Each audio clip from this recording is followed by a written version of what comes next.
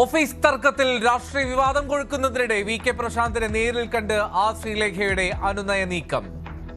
ഞങ്ങൾ തമ്മിൽ യാതൊരു കുഴപ്പവുമില്ല. ഞങ്ങൾ തമ്മിൽ നിങ്ങൾ ചെറിയ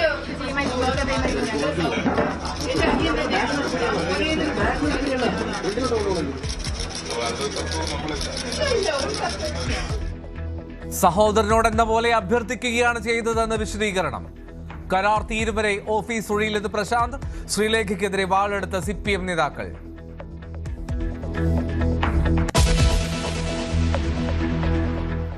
ചിറ്റൂരിലെ 6 വയസ്സുകാരന്റെ മരണത്തിൽ ദുരൂഹത. വീട്ടിൽ നിന്ന് അകലെയുള്ള കുളത്തിൽ സുഹാൻ എത്തിയത് എങ്ങനെയെന്ന് സംശയം. 6 വയസ്സുകാരന് പോകാൻ കഴിയാത്ത വഴിയെന്ന് ബന്ധുക്കൾ.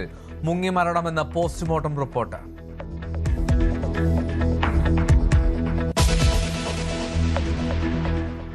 തിരുവനന്തപുരം വെള്ളറടയിൽ യാത്രക്കാരിയോട് KSRTC ബസ് കണ്ടക്ടറുടെ ക്രൂരത. ഗൂഗിൾ പേ വർക്ക് ചെയ്യാത്തതിന് രാത്രിയിൽ പെരുവഴിയിൽ ഇറക്കി വിട്ടു.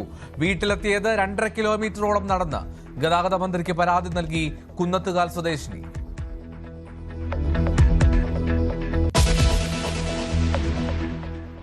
ശബരിമല സ്വർണ്ണക്കൊള്ളയിൽ അന്വേഷണം പ്രതിസന്ധിയിൽ. ഡി മണിയുടെ പങ്ക് സ്ഥിരീകരിക്കാനാകാതെ SIT.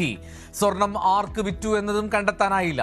നോട്ടീസ് നൽകിയിട്ടും ചോദ്യം ചെയ്യലിന് ഹാജരാകാതെ ദേവസ്വം ബോർഡ് മുൻ അംഗങ്ങൾ.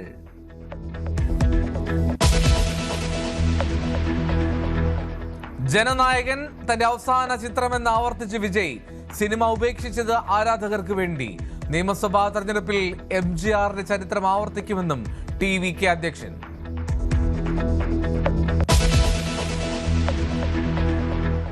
യുക്രൈനിൽ വീണ്ടും റഷ്യൻ മിസൈൽ ആക്രമണം.